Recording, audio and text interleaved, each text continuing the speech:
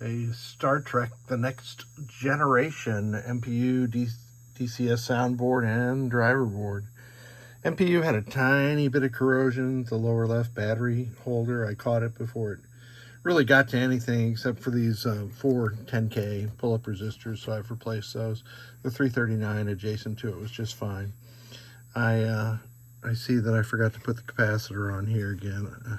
I don't know how many times I've done that, but I'll put that on there. Very next thing, I have replaced the reset generator with the lower voltage version of it. I've installed NVRAM and replaced the header at J210, this one here, and I think it's good to go. We'll see when we test it. DCS soundboard has 5 1 microfarad capacitors that I change out 1, 2, 3, 4, 5, and then these 2 big 10K caps that always get changed out too. This one still had from the factory, there's a ceramic cap here and a ceramic cap here, and I have clipped those off per the factory service bulletin. If you leave those on there, the sound gets a little grungy once in a while. C2 has been replaced, C4, C5. I don't know about transistors yet because we haven't tested them. Let's see. Oh, the general illumination headers and power headers, including the 12 volt unregulated up there. These 3 on the right.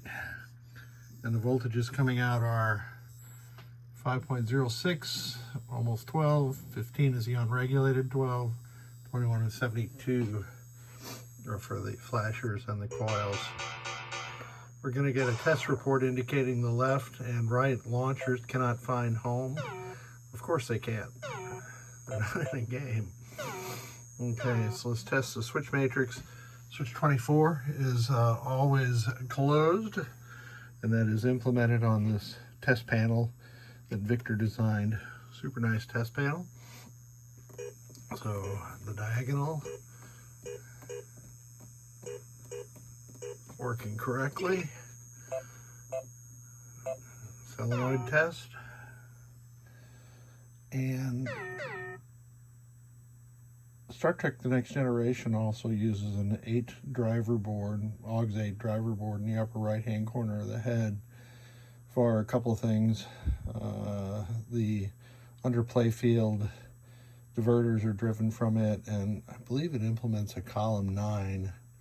Yeah, you saw a little delay there. That's where it was thinking that it was going to be driving those underplay field diverters, which of course it can't do since I don't have any of those hooked up. Let's check the GI. And I buzzed this circuit on my bench,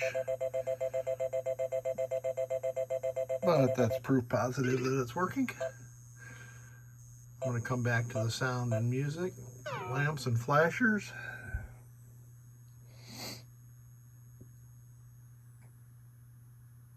All good. Now we'll go back to the music. Let's hear some Q, etc.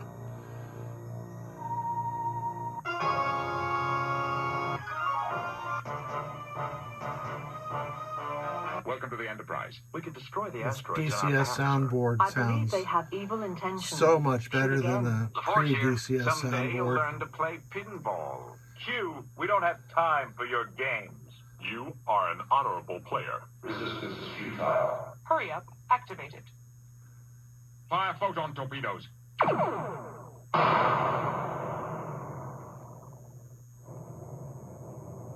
That's the sound that I sleep to.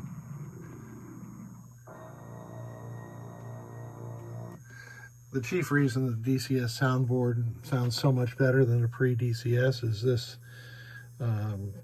digital signal processor that does all of the sound management, and it's got so much more range of sound clips, I guess I'll say, because it's got such a gigantic sound ROM space. So very much an improvement over the previous Williams board. That was all the tests, I believe. Yeah, we're good to go. Thank you so much for sending it. It should make your Star Trek The Next Generation fly at warp factor 4, at least.